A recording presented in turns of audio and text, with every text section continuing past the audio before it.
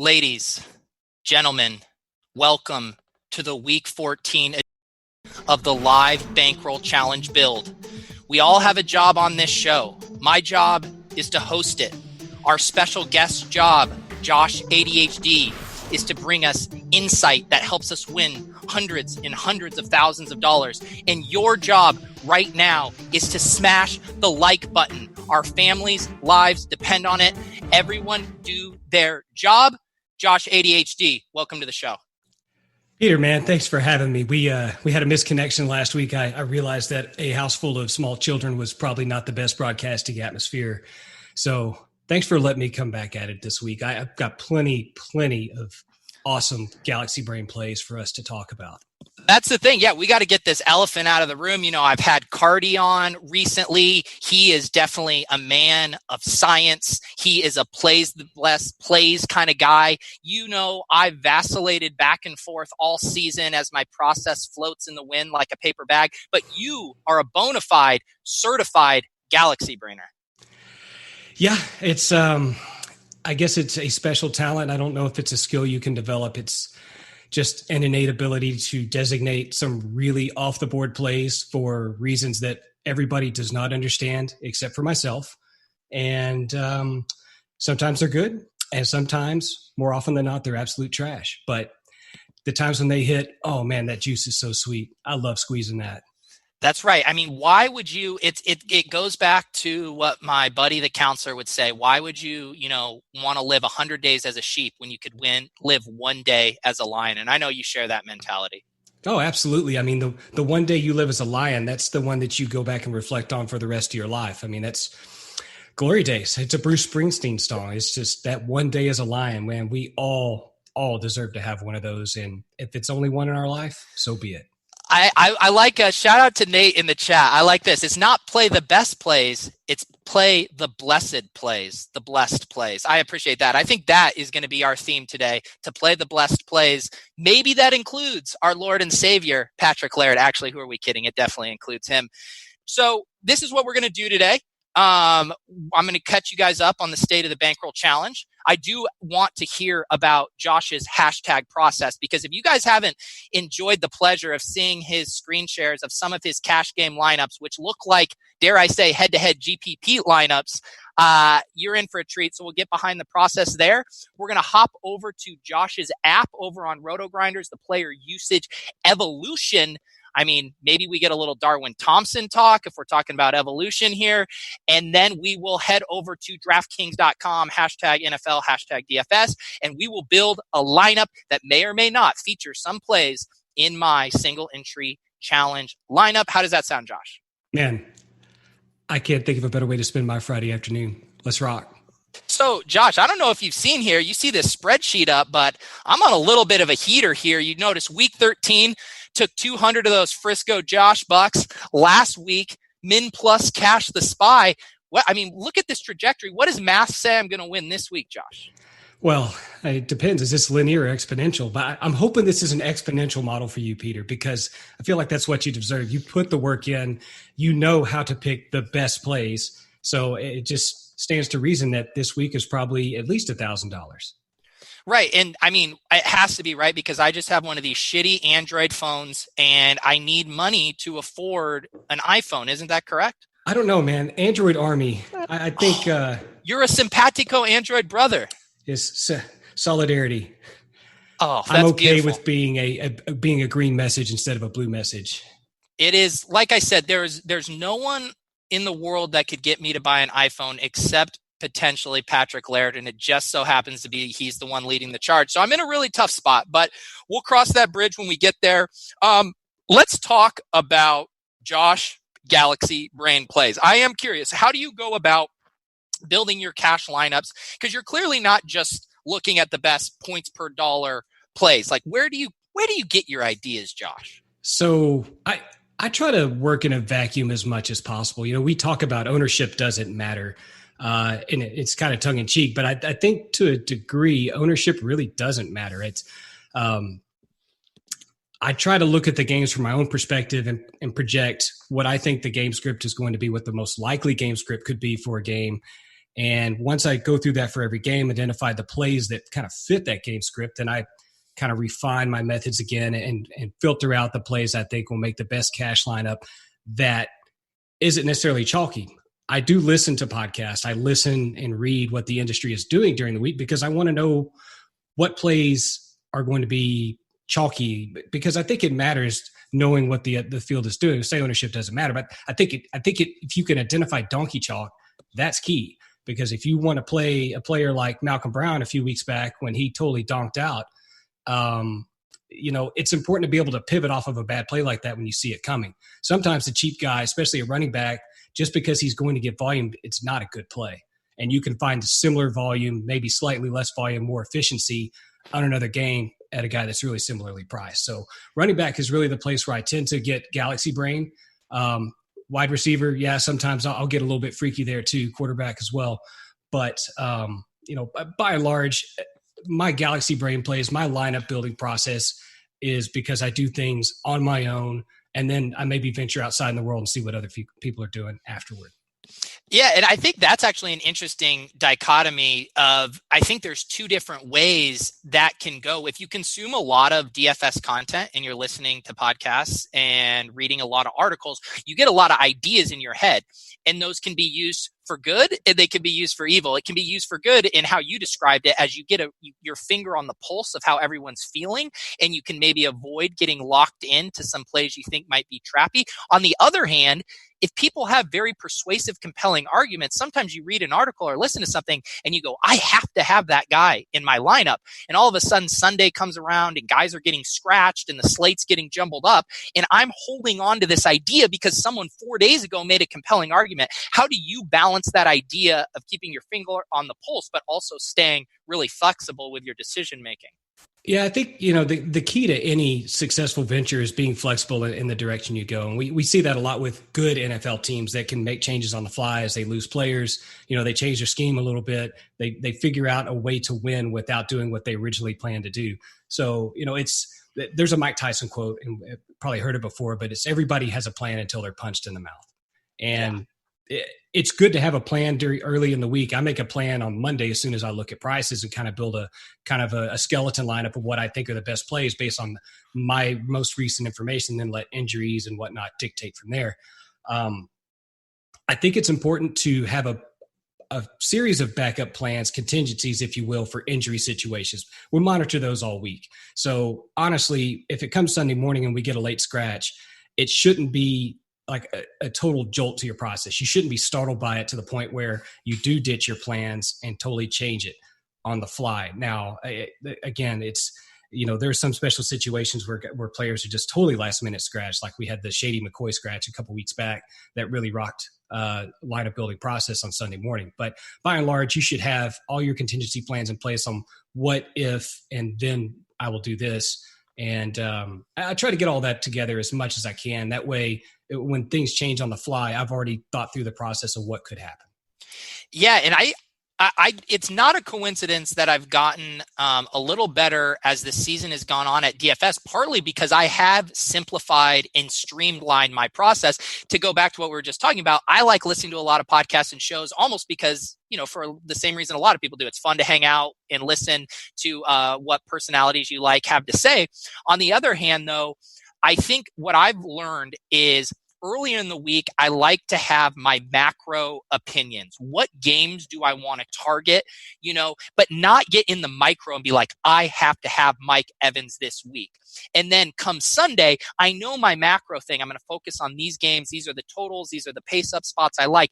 And then I'm going to get in the micro and build those lineups and be really flexible with the late scratches. Because it was when I would be doing the building lineups on my dumb Android phone, and I'd stare at that lineup come Sunday and be like, but I made this on Tuesday and I love it. I don't want to adjust it. So when I stopped doing that and handled the micro on Sundays, that's when I actually started to see improvement.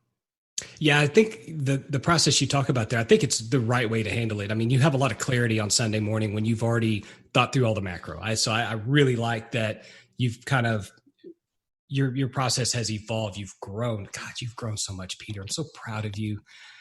Man, I'd give you a hug right now if I were in Costa Rica. But I think that's a good way to handle it. And, the fact that you've recognized that your process has had to change or has grown over the season because you want to win, you want to be profitable. I mean, anybody that wants to be a good DFS player, I think they should listen to the words that you just said and take them to heart. Thank you, brother. And you talked about Peter's usage evolution. Well, here's a segue, guys. You want a segue? We're going to talk about the player usage evolution app.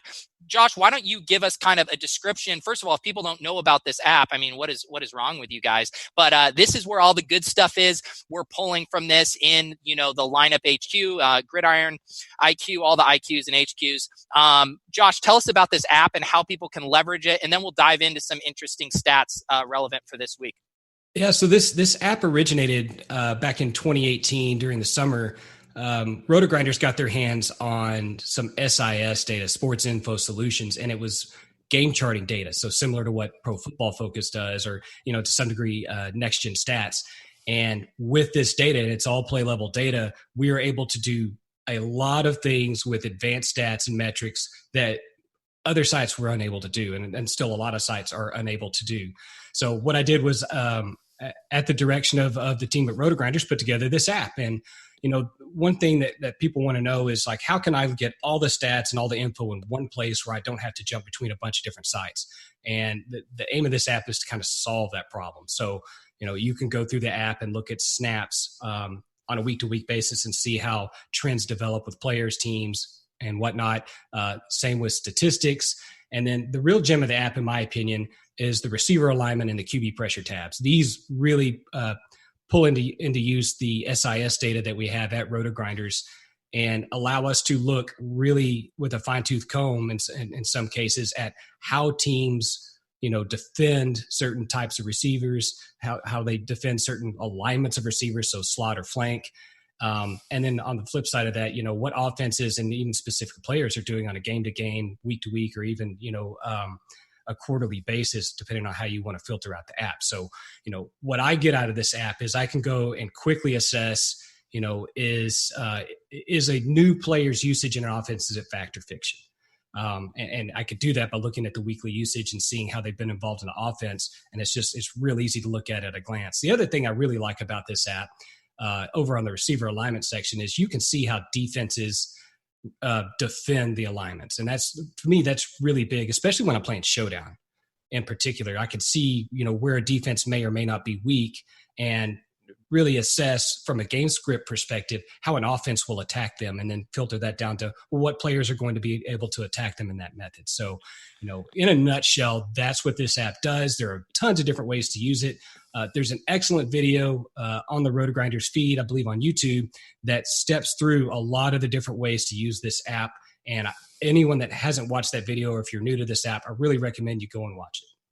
Yeah, we'll put that in the comments or in the show description for you guys too, so you can check that out. But I would like to go through and have you walk us through an example, because I think sometimes these apps can be a little intimidating. I know one thing, a lot of times you'll post these QB pressure charts and they look cool and they look gorgeous. And yet sometimes even with my big old beautiful galaxy brain, don't know how to read them and interpret them. So why don't we start with the QB pressure matchups thing, which I think is pretty cool. Maybe walk us through how you read one of these charts. Yeah. So this particular chart, I read this as, this is not telling me what to do with a matchup in particular, but what it says is it gives me indicators on what a matchup might do from a pass protection standpoint, what quarterbacks might see more clean pockets versus what they normally see. So let's look down at the bottom left corner. We see Minnesota versus Detroit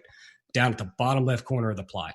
So what we see here is that Minnesota offense, Kirk Cousins, gets to play Detroit, who doesn't create what we call is a lot of blown blocks. So you see on the left side, it's a true blown rate created. What that is it's a Bayesian regression against what the Detroit Lions have done from a pass rushing perspective over the last 8 games. So that's a big way to say that it's a statistical method to assess what the Detroit Lions should do in the next game based on what they've done their last 8 games from a pass rushing perspective. And how does that affect Kirk Cousins?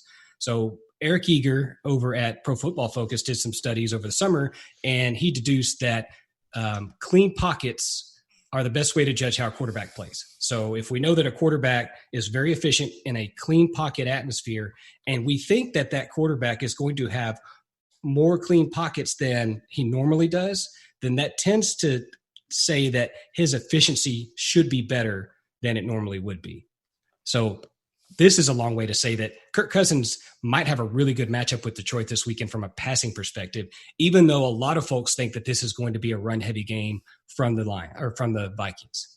Interesting. And so another game I know a lot of people are interested this week is Carolina at Atlanta. We see Carolina down here too. So is the same thing maybe holding true for Kyle Allen as well?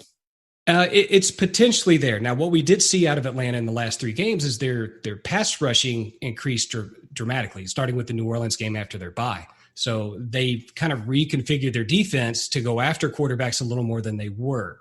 So while we might say that Kyle Allen should face more clean pockets than normal, we have to think of it with a little bit of context of what's happened recently versus what happened in the 8-week window that this particular plot looks at. So this is a good place that we hop over to the defense tab right next to that.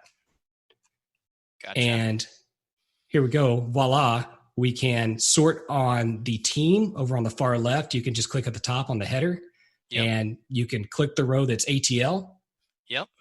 That's the Atlanta defense. So this is, if you look back at the top, just scroll up a little bit, you can see the different statistics that you can sort by. So we got dropbacks, blown block rate, blown blocks, hurry rate. So there are many different ways that we're measuring the defensive performance of these teams. And so I look at blown block rate. So we scroll back down, you'll probably have to sort by team again and then pull up Atlanta.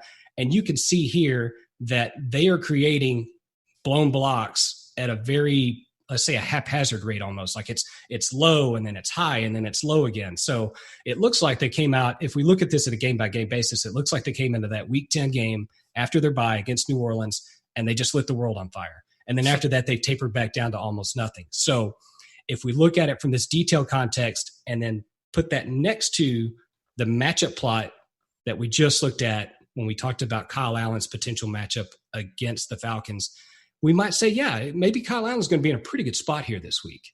Yep.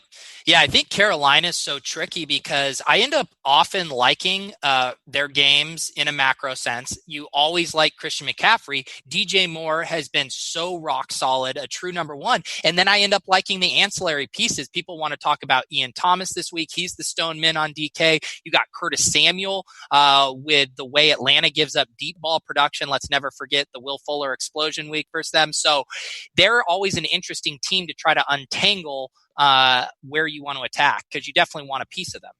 Yeah, I think this will end up probably being one of the most popular games that's stacked this week, either in GPPs or cash. So I think that the fact that you can look at this information and find reasons to stack a Carolina offense, and you can do it a multitude of ways. I think this data helps support all of the kind of the macro thinking that we came into this week with. Yeah. Let's I now want to pop over to the receiver alignment stuff, and I have a game I'm very interested in for many reasons. This Jets Dolphins game, and I also like a lot of the pass catchers in this game. I like Gesicki, I like Parker, I like Robbie Anderson, I like Crowder. So maybe you could walk us through looking at this receiver alignment app and seeing maybe one of these guys who might have a better matchup more than the other. Yeah, so let's do that. That's I think that's a really awesome use case. So yeah, you're on the perfect tab. We're on the defense tab. Let's start there. And the first place I really like to start is on the yards per route stat. Yep.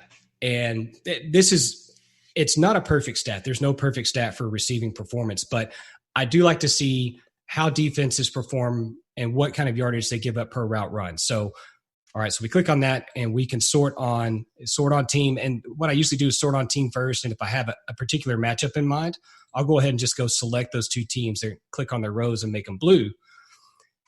Oh, I got you. And now when I can sort by the different alignment, by the different formations, so left flank, slot, tight, backfield, and right flank, those colors stick with the rows. And you can see really quickly how these two defenses stack up with the rest of the league. Gotcha. So when I just searched by left flank, it put Miami down at the bottom there. Yep. And it's pretty interesting to note that teams are attacking, like you look at yards per route run. So you'd want to click it twice and because it'll put the worst team at the top, the most yards per route run given up. So if you do that, then sorry, what do I need? What do I need to just click on that? Click on left flank again. So it'll sort it the other way around. Oh, gotcha. Yeah. So left flank, Miami is the worst team in pro football over the last 8 weeks from a pure yards per route run metric. If I translate this, would it in English be, this is Robbie Anderson's season? Good question. So this is a good place to go look at the receivers tab. Okay. So if we click on the receivers tab, I would recommend filtering the teams down to the New York Jets, which will be up at the top. Oh, gotcha. Oh yeah. Click off of that and scroll up a little bit more. Yeah. Right there, and select teams. Okay. And what you will want to do is scroll up there and click none, and then scroll down and click New York Jets. There we go. Look at this. I'm getting a handheld tutorial. Sorry, I'm not at my new normal computer setup this week, so my setup's all a little more wonky, but we'll get there. Okay, so now we got that. Now, what filter do we want to use now that we got the Jets queued up? Okay, so one place we can look is, since we did look at yards per route run for defensive side, we can click on the same thing for offense. That's right. We got that. And then you can double click on left flank and sort that. Oh, and look here. Interesting. So now we see that, in fact, Jamison Crowder is the leading receiver on the Jets from a yards per route run perspective. And he's run 419 total routes. Now, that's across both flanks, the slot, and the backfield. So if we want to get some context here, we can click up above on the statistics side, look at route split. And what route split tells us, look up. Oh, there it is. Yeah, right there. Got it. So we can look at route split, and you could sort by left flank. And you could see each receiver and where they run their routes. And so if we look at Jamison Crowder, we see he only runs 4.4% of his routes from that flank. He's a slot guy. So, okay, well, let's think about this. Who does run their routes from the left flank? Well, there's Robbie Anderson. We just talked about him. So maybe go click back on yards per route run. Okay. And we'll see where Robbie Anderson ends up. Hey, he's not that bad, 1.83. So he could actually stand to be more efficient this week versus Miami, who gives up, I think it was 2.25 yards per route run, than he normally is. That's very cool. This is some of the process that I use when like I said, my main use of this is Showdown. I find this is immensely useful for 1 game, 2 game, 3 game slates where you really need to narrow down some of the fringe plays to make in your lineups. But for main slate lineup building, it's still very useful. And you can kind of make a determination of, where players might see more efficiency than they normally would, and vice versa. Yeah, and I think that's going to be an interesting decision this week, Crowder versus Robbie Anderson. Anderson's been playing well of late. Crowder's still getting a ton of volume, but had the more disappointing game recently. So this is very, very valuable information here. I think their ownership will probably be close to similar, maybe Jamison coming in a little higher owned, but similar price point. Why don't we do this exercise as well for looking at the Dolphins? Devontae Parker, one of the hottest receivers in football, but Gesicki continues to see 6 or 7 targets a game as well. Walk me through doing the same thing with the Jets. Yeah, so Dolphins, so we can go back to the defense tab and look back at the Jets like we did just a minute ago. Okay. And we'll make a determination of, okay, well, where are these guys good and where are these guys bad? So once we get Miami selected on the offensive side, we can click back up on the defense tab and we can go. And like I said, there's a lot of ways to cut this. You can do it yards per route run. I also like to look at PPR points per route run, which it's kind of a bastardization of yards per route run because it'll include obviously fantasy points for any of those catches made. It's not just raw yards. So you'll get touchdowns infused with that as well as the point for actually receiving the ball. So for a site like DK, PPR per route run may actually be a little more useful than yards per route run from a macro perspective. Yes. Okay. Why I have those selected, but I'm seeing a bunch down here. Do I need to refresh? No, you should be fine. So, so the teams won't actually filter on the offense and defense raw tabs because you still want the context of the rest of the league. Yes. That I think is very important. Right. We need to know where within this range. Correct. Okay. All right. Okay, so I got those selected now, and what are we sorting by? Yeah, so usually I will double click on that slot header. Yeah. And sort by the most lucrative slot defenses. So, obviously the Giants, the Bengals, we're looking at the teams that give up the most PPR points per route run out of the slot. And the slot's like, it's in vogue right now. That's where offenses are making their money. So to me, that's why I like to go to it first instead of looking at like the tight end or the backfield or the two flank sides. So we see that, both these teams are pretty much league average. Yeah. From what they yield to offenses. So, okay, well, maybe there's not much edge to be had there, but you look at the flank side for the Jets, and it's a little interesting. Like we could probably sort by that and see, okay, well, Miami's really bad from the left flank, but hey, look at the Jets. The Jets are not that great either. Right. And you could say that from both sides, both flanks. They're bad outside. So, okay, well, let's go back and look at the receivers tab. And for the Dolphins, we can look at PPR points per route run and sort by the flank. Oh, let me get rid of. Yeah, get rid of the Jets. Nobody wants the Jets. No one. Well, I kind of want the Jets, Josh. When you're a Jet till the end. Yeah. All right. So now we got here, and we were going to look at what yards per route. We can look at yards per route run. We can look at PPR points per route run. Yeah. Either way. People love their PPR points. Let's look at our PPR points. And we were going to sort. Yeah, sort by slot. Which we saw they weren't particularly bad against the slot. Yeah, neither. They're both pretty much league average from the slot. So it's like, okay, well, we looked at the flank. The flanks are actually, pretty weak for both defenses. So if we select left flank and sort by that, you can see here, Devontae Parker and Preston Williams are both making a meal out of defenses out of the flank. Yep. So what we might want to do, and I see you have just raw PPR points selected. I would probably click over on PPR points per route, which is just above there. Yeah, right there. That way we can get it broken down on a per route basis, because if we don't think that, obviously Preston Williams is on IR right now. So now we can kind of reevaluate based on, recent information or based on what we think will happen with receiver alignment for the Dolphins. Okay, well, who's going to be the play if we're going to attack the flanks on the Jets? How do I sort Myles Gaskin out of the app forever? I just don't want to see his name ever. Unfortunately, there's not a good way to do that yet, but that's a good feature ad, I think. We can put a redacted list on there. Redacted. There we go. So now we're looking here at points per route, and we got Devontae Parker with 8 games played up there, leading the charge along with Jakeem Grant. Yeah, so Devontae Parker, and we can also slide over and look at the right flank, and it's 0.42 PPR points per route run. So, he's been pretty much a hoss for the Dolphins on the flank. And if we want to see what his production has been in context with the rest of the league, well, we can go back up to where we selected Miami and filtered them out, and you can click all. Because then we have context within the team, but now we need to see context of how that fits with the league. Correct. All right, so let's see here. Take a second to re-render, and then it's back up, and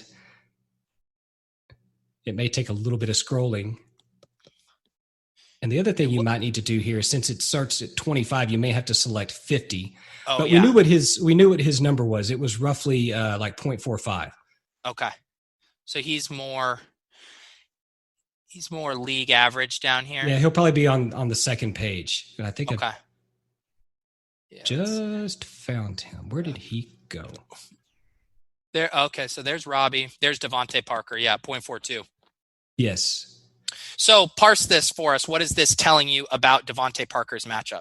Well, what it tells me is that Devontae Parker is relatively league average so far as probably wide receivers are concerned, producing from the left flank. To me, that's a good thing against a bad New York Jets defense. Yeah. If the Jets are conceding a lot of points on the outside, and we know that Parker's been at league average or just above it over the last few weeks, then I think that we can say there's sound reasoning there to continue using him to attack defenses in our lineups. And how would you then tease out here who has the better matchup between Gesicki and Parker? So what you can do is go to the search, that little search bar right there at the top of the table, and you can type in part of a name. And sometimes they don't always show up because I'm trying to put... Oh, there he is.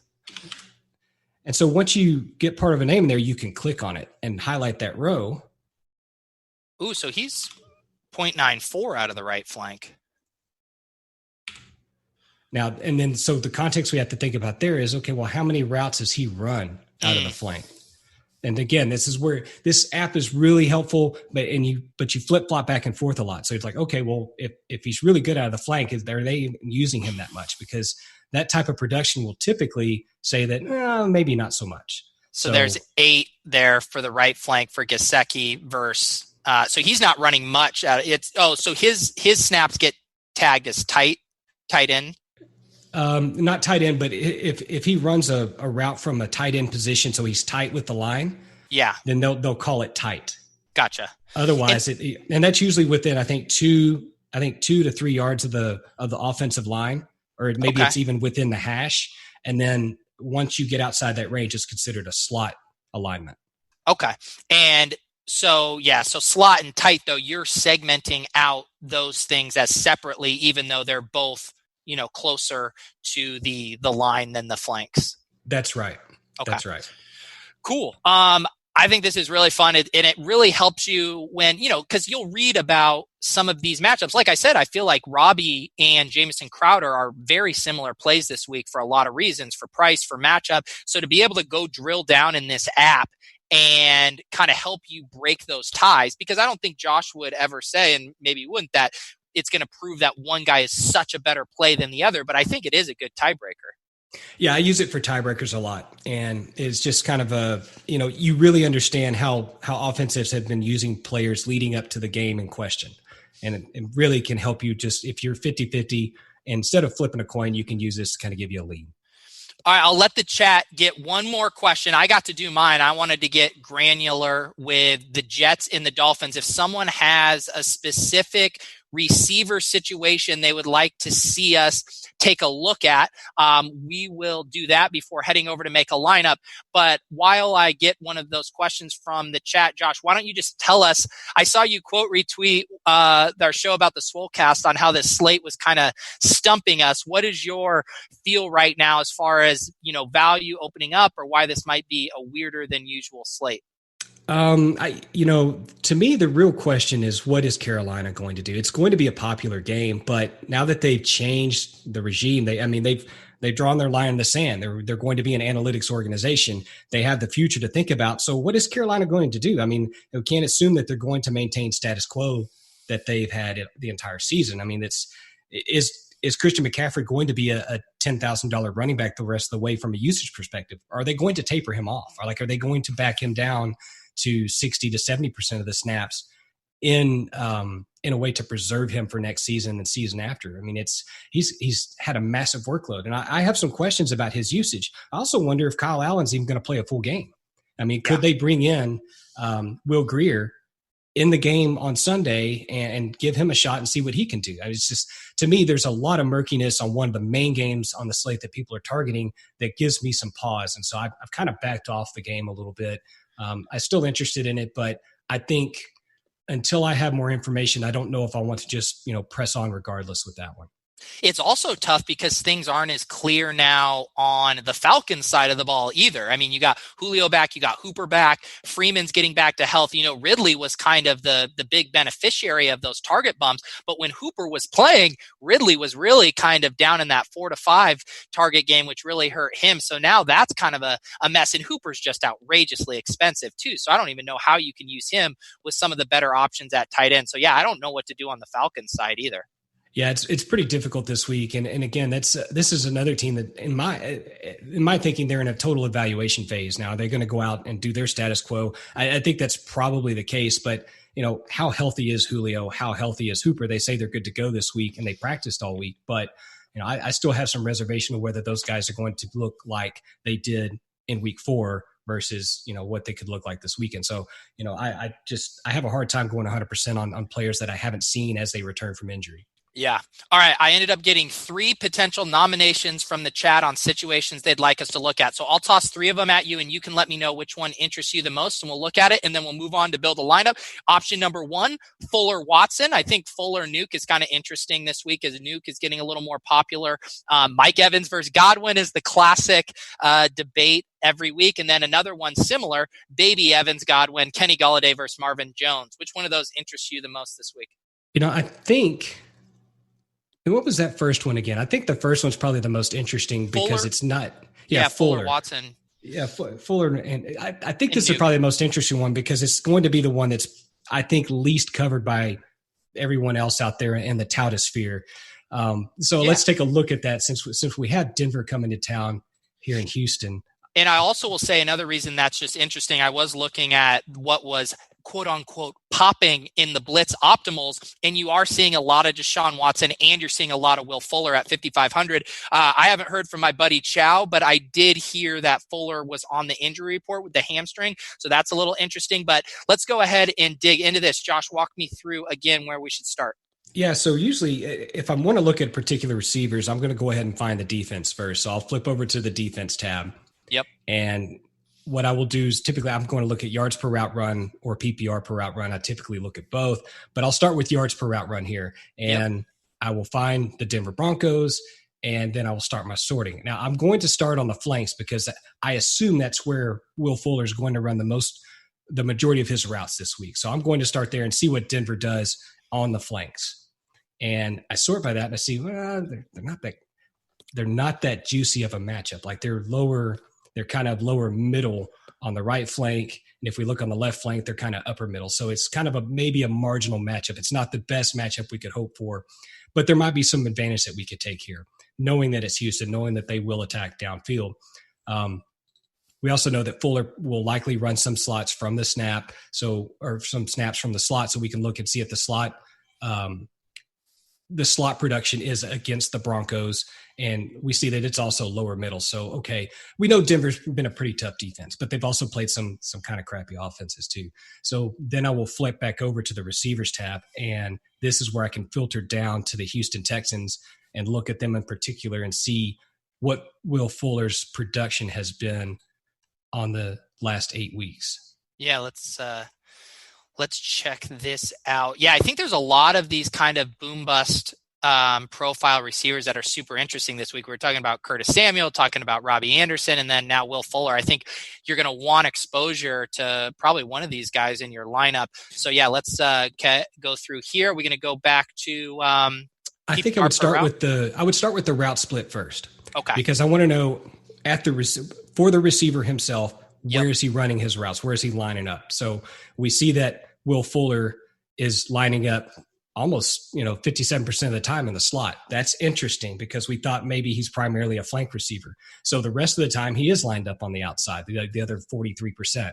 So this is good. He's kind of mixing it up almost half and half. So we think that he's going to get some exposure to both the flank and the slot this week. And so now we can kind of look and see what his production is on those alignments. Like, where is he going to be the most productive potentially? And we see that over the last 4 games that he's played out of those 8 weeks, like he's made his money on the left flank and the slot. Yep. And the right flank, not so much. What this is probably TD luck for the most part. But again, if he's been productive there and we think that he's going to be targeted heavily this weekend because Chris Harris Jr. is likely lining up on DeAndre Hopkins, then we can maybe make a case that Fuller is the right play this week over Hopkins, or maybe we don't even want to use Kenny Stills this week because his production pales in comparison to Fuller. Yep. So, juxtaposing Fuller's production, the number of routes he's run from each alignment with what the Denver defense gives up, it kind of gives you an idea of, is his performance going to be dragged down potentially? Is it going to be able to increase in efficiency? And you can kind of make a decision of, this is probably a pretty good play this week based on that. Yeah, and I think another thing that is interesting too will just be, obviously the DeAndre Hopkins price at 7.4 versus 5.5. And sorry, Devin, I'm going to have to do this a little bit bigger to see my percentage owned here. We also have DeAndre Hopkins at 16%. So not only are you saving $1,900, but where do we have Fuller down here? I mean, I'm going to have to probably scroll there. We have him at 8%. So it seems like if they're both getting moved around the formation a lot, and it's a good matchup for both of them, Fuller seems like a decent play. Yeah, I think, when I initially looked at this matchup, I already targeted Houston as an offense that I wanted to have in my lineups this week. And my instant thought was, I want to play Fuller. I Yeah. don't want to play Hopkins. I want to play Fuller. That was my gut instinct from the very beginning. And, there's a little bit of recency bias mixed in with my thinking here because I watched him drop a deep bomb touchdown last week against the Patriots, something he probably should have had. And then on the very next play, it was Kenny Stills that got it. Yep. So my thinking is kind of that Evans and Godwin conundrum is, okay, well, this week it's got to be the Fuller week, right? That's what my recency bias is telling me. So I could take that and I could go look at the numbers and say, is my gut giving me the right direction this week, or is it really just, these rosy sunglasses I'm wearing? Yeah. Why don't we use that as a segue to pop over to build our lineup here? And I'm not going to force you in that direction, but if you want to lock in your boy here, I'll let you lock in a stack to kick us off here too. Is that the direction you want to go, or you want to go get something else going? Oh, if we're going to go Galaxy Brain, we got to go Galaxy Brain, right? Let's do it. All right. So my Galaxy Brain play this week is Mecole Hardman. Whoa. Okay. You weren't kidding. All right. You have the floor. Let's do this. He wasn't even on my radar. I don't even know how much he costs. 3,800. Let's do it. Yeah. So here's the case for Mecole Hardman this week is the New England Patriots. Common knowledge, I think, is that they will take away the best option in the offense. Now, the question is, what is that option for them this week? Is it Travis Kelce or is it Tyreek Hill? Last season, when they played against Kansas City in the AFC Championship, they put Stephon Gilmore on Travis Kelce to take him away.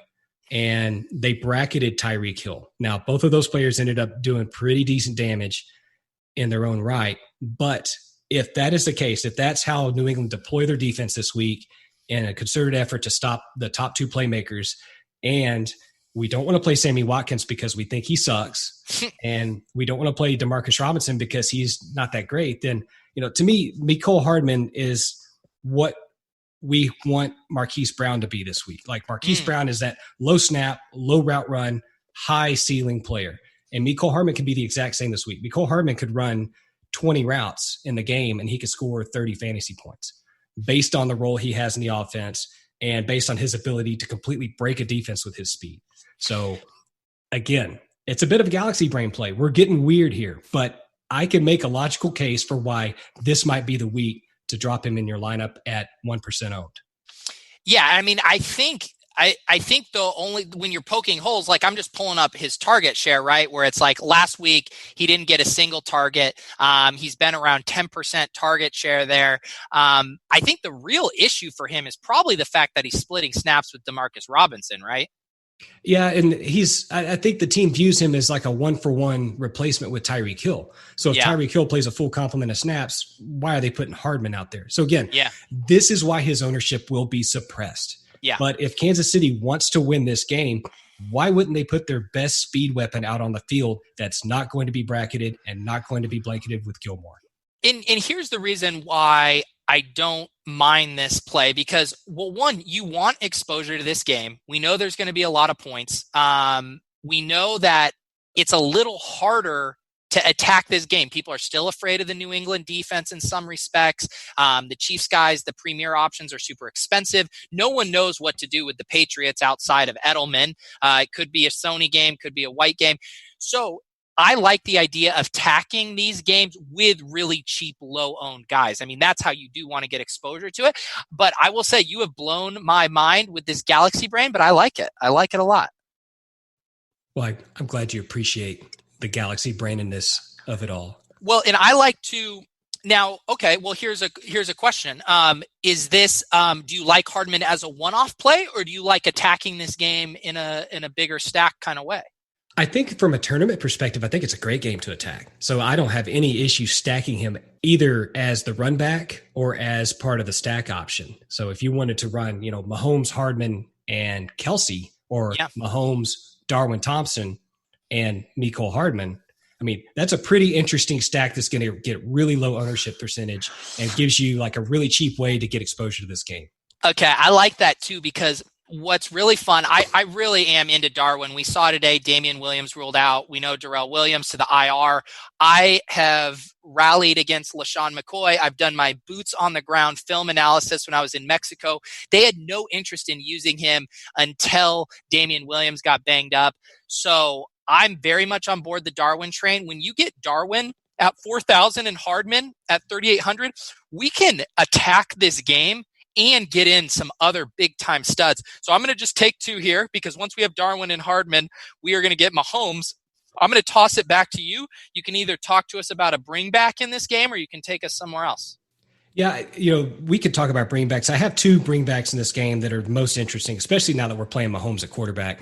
I do want to say one thing. A stack like this, because you're playing 2 of the, really they're satellite ancillary pieces of the passing offense, because you have Mahomes with them, if Tyreek Hill or Travis Kelce go off, you've got a piece of it, right? Because you have Mahomes. So you're going to get a chunk of it anyway. So it's a little bit of an insurance policy in case Thompson and Hardman both donk out.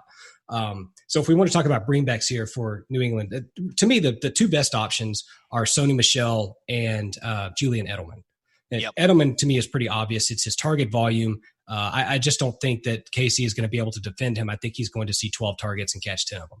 So to me, his floor is incredibly high. I think he has a really high ceiling too. Now, folks have come back and said this New England pass offense just can't score anymore, but I think they can this week. So if they can this week versus who cares what they did in the past? I think this week they have a good matchup. I think they will be forced to score points, and I think they'll be able to do it. So if I think that's the case, Edelman's ceiling gets higher than it might normally be in a matchup, and I kind of like him as a bringback. The reason I like Sony Michel is I think that the other part of this is, Edelman is a ball security option in the passing game. He gets a lot of targets, but he's also he's a chain mover. Right. Michel's kind of the same thing for the Patriots if they want to run the ball. If they want to protect the ball, they want to keep Kansas City offense off the field. It makes a lot of sense for them to go with a power running game, much like they did in the AFC Championship. They ran Michel right down their throats. And while they may not run that same game plan again, I think it's probably their best way to kind of, mute out the potential ceiling game that KC could have here. So either way, I think these are both kind of high floor, potentially high ceiling guys that Michel could get in the box a couple times. The options of a one-off run back.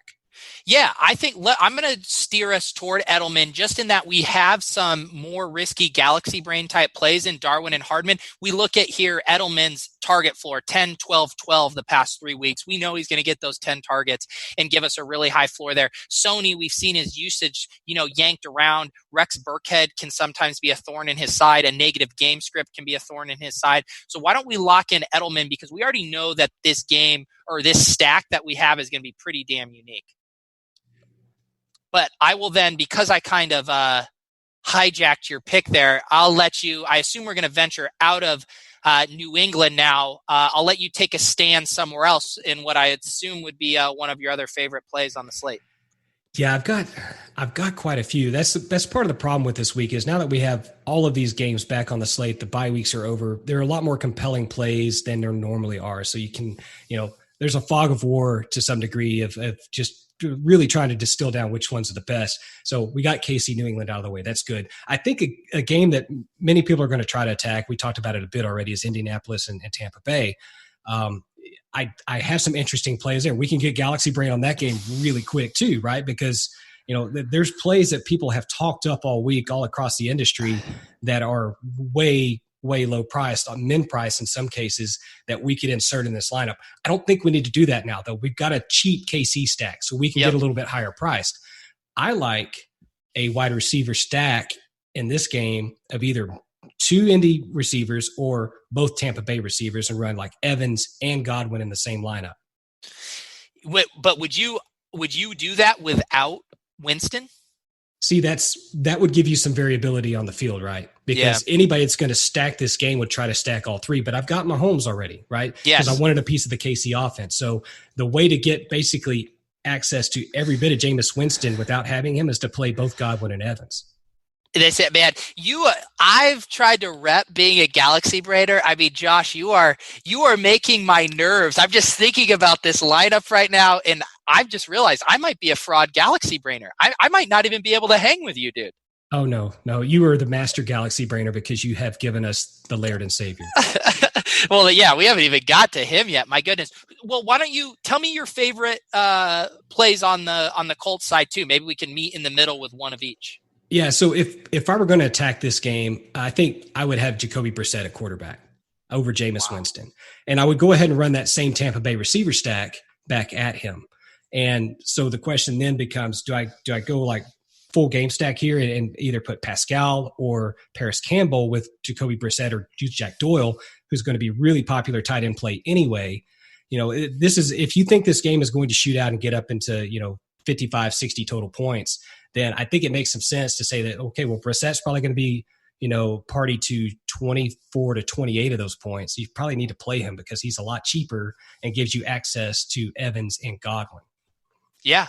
Why don't we play Evans and Pascal together? What do you think about that? Yeah, I'm cool with that. I think that's the way to run, because of what I saw today earlier, and I can't remember the player's name, unfortunately, but the slot corner for Indianapolis is going to be out this week. They're starting slot corner.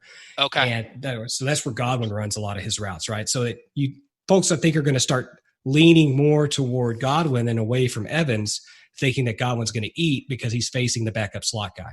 Yeah. And yeah, I mean, that totally could be the case. But I think Evans is just as likely to go off and have a 35-point game this week as Godwin is.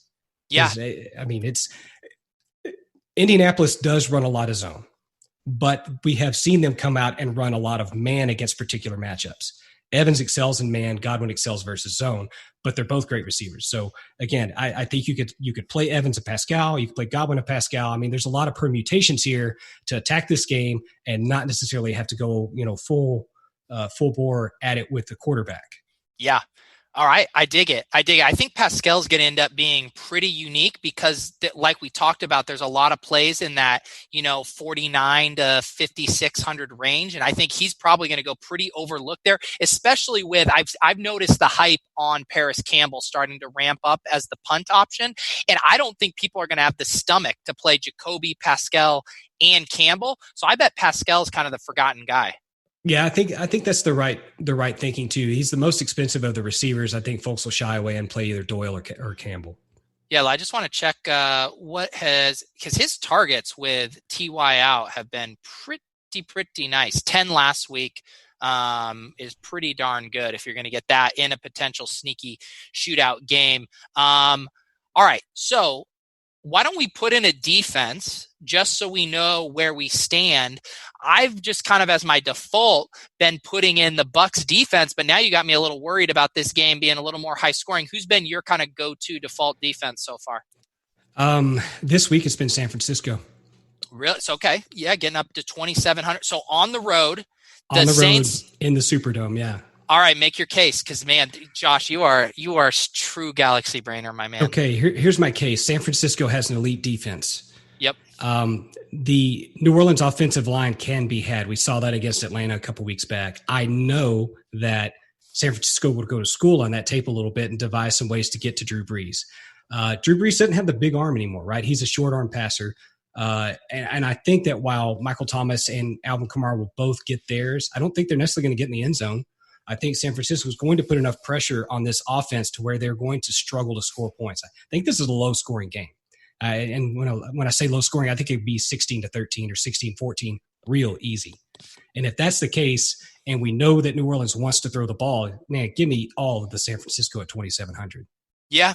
All right. Wow. Yeah. I think this is a battle of RGers because we all know Derek Carty. He loves him some Saints at home. In the Superdome. Drew Brees also very cheap, but San Francisco, very good defense. So especially if we know Alvin Kamara is going to be incredibly popular, right?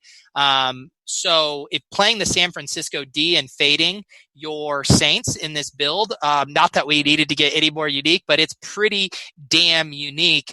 I'm going to put in a tight end just because we're going to have money to play with here. I really like Darren Waller this week. What do you feel about that? I think it's a great play. Absolutely. Yep. Now that Hunter Renfro's not in the lineup, we know that for sure. I think Waller's an awesome play.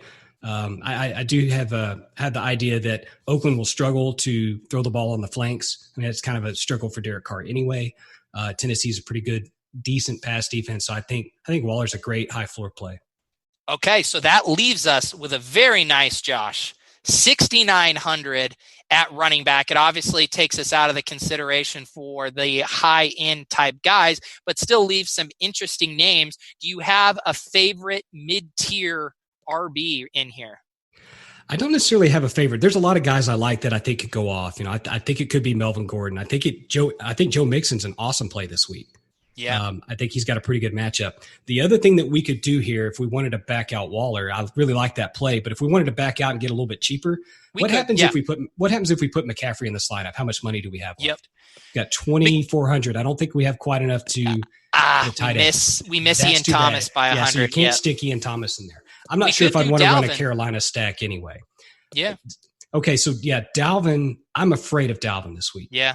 Even off, and I think a lot of folks will be. So I mean, they say he's going to play.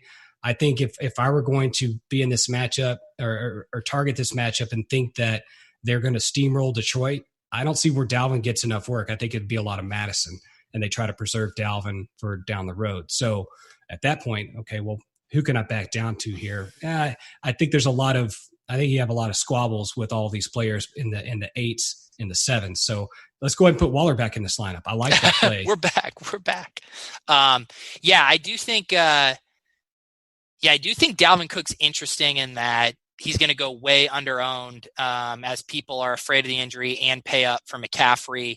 I'm pretty interested in Chubb in that I think he's going to be super low-owned too. Whereas normally when we get these guys that are in juicy matchups, like one of the things I've been preaching all season is like, okay, it's Marlon Mack versus the Raiders or whatever, and we fall in love with these running backs that aren't catching a lot of passes, and you don't want to play them when they're high owned because their range of outcomes isn't baked into their ownership and price.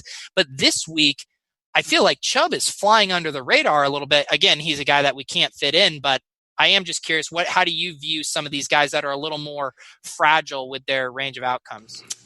Yeah, Chubb is an interesting case because I think especially against a team like Cincinnati, Cleveland should soundly beat this team. I don't know if they will, but they should beat them soundly. That's a Chubb game, right? I mean, Chubb should get 25 touches. And if we think Chubb gets 25 touches and a couple targets, at his 8,000, you get a little heartburn paying that price for Nick Chubb with a low target probability, but it's like he's basically Derrick Henry. And so if I look at these two guys, what's their touchdown equity between the two of them? I think Derrick Henry is probably a lot higher than Chubb, but it's just as likely, in my opinion, that Chubb could go off for 25 points and Henry gets 16. So, this is the conversation we're having. Okay, what about Fournette? Is Fournette going to be popular this week? I don't know. Yeah, I think he is. Let's head over here. We got him at 12%. Let me just sort here and see where we have. So we have McCaffrey at the top, Alvin Kamara number 2, our Laird and Savior number 3. 18%. Look what you've done. Look where we started at the bottom and now we're here, Josh. Now we hear. That is really interesting with Fournette. I thought he was going to be more popular than that. But again, we keep talking about running backs we can't afford in this lineup. It's nice to dream. You mentioned Melvin Gordon, though. I think he's pretty interesting versus the Jags, who've been really bad against the run. Yeah, I like Gordon a lot. And I think Gordon's going to end up being pretty popular, though. We have him at 10%. 10%? Wow, that's surprising. Okay, I thought he would be closer to 20. I think what's going to happen, so we got this stuff. Bell is questionable right now. If he doesn't go, all of a sudden you have Powell. All of a sudden we got Laird. We know McCaffrey and Kamara, I think, will be the two most popular guys. I think this mid-range is going to be really distributed between Fournette, Gordon, Chubb, Derrick Henry. I don't think any of these are going to catch a ton of ownership just because of the way things are breaking. No, I agree with that. So I don't think you have any issue playing any of these guys. If you wanted to build permutations of this particular lineup and cycle running backs through there, I think this would be a good lineup to do it. So, out of that group in the 6s and even into the upper 5s, it'd be easy to put Aaron Jones in there. It'd be easy to put Josh Jacobs in there, who nobody is going to play this week, apparently. I haven't heard his name at all. You could put Eckler in there. Eckler's the guy that's scoring the touchdowns for the Chargers. So, there's a lot of flexibility here with how you want to play this lineup. And, this would be one of the deals where on Sunday morning, you make a last minute swap at that one running back spot and you totally destroy your chances at profitability. But yeah, the funny thing fun of it. With a lineup like this, you have the early slate. So, if you're Mike Evans and you're Pascal, hit. Normally, I'd say you have some late swap optionality. I guess you could swap off a Edelman in the flex to maybe Sony if you're behind, because Edelman will be more popular. But you don't need to do much late swapping, I think, with Darwin and Hardman, because they are already the Galaxy brains plays. Yeah, absolutely. Well, I think KC New England, that's an early kick, isn't it? No, that's the late game. That's the late game. Oh, 4:25. Okay. Why did I think that was 1 o'clock? Shame on me. Yeah. So lots of late swap flexibility. I like that. And again, Gordon's a late game. You can use him with some flexibility if you want. Same thing with Josh Jacobs. If you wanted to play them at the second running back spot here, it's I like having flexibility in a lineup to bail out of maybe an early bad decision if things are going south. Okay, so the big question, Josh, in the heart of hearts, you look at this lineup. You leave $500 on the table. You rolling out a lineup. Is this a cash lineup? Is this a head-to-head GPP lineup? Is this a cash game lineup? Is this a Millie Maker lineup? How would you define this team? I think it's definitely not a double up. I would not play this in cash. I don't know. I might think about it in cash. I love it. Josh, staying on brand. I might play this in cash because and Adam Levitan talks about this a lot too. Like, your cash lineup should have GPP upside, right? You're not playing to get across the line. You're playing to blow the line away. So if your cash lineup doesn't have some of that ability to just go off, then you probably need to rethink your cash game strategy a little bit. Yeah. And I'm probably way past that in the way I build my lineups. But again, I'm chasing upside, and sometimes I will do it at the expense of a high floor. And it'll cost me some weeks, but a lot of weeks it ends up being good for me. So, do I want to get this in cash? Probably not. I wouldn't recommend it to other people. It's my money. I'll do it. But, I wouldn't say other people do it with their money. If I wanted to play triple ups or quints with this, absolutely. I mean, that's basically, very small scale GPPs type stuff with a flat payout. I mean, this would be a great lineup for that. So I would do it there and above. So multipliers and up, I don't have any problem with this lineup. All right, guys, there you have it. I brought on a true Galaxy brainer today, helped me think about some different avenues to roster construction. Josh, thank you so much for your time today. Appreciate you having me, Peter. Enjoy Costa Rica. Thank you. It all comes to an end. Vacation Pete is ending in a couple of hours. The headset mic is going back in the shelf. I will not be accepting any more drive-through orders, as I will be returning to the comforts of my own office and my Yeti mic and all of that good stuff. But thank you for joining me for Drive-Through Headset Week. Thank you guys for hopping in the comments. Thank you for playing this lineup in cash. I will say I left the last running back spot blank on purpose, not to meet DraftKings terms and conditions, but rather because it's just so obvious that you fill this lineup out with Laird, right, Josh? Oh, absolutely. Absolutely. There's no other way to go.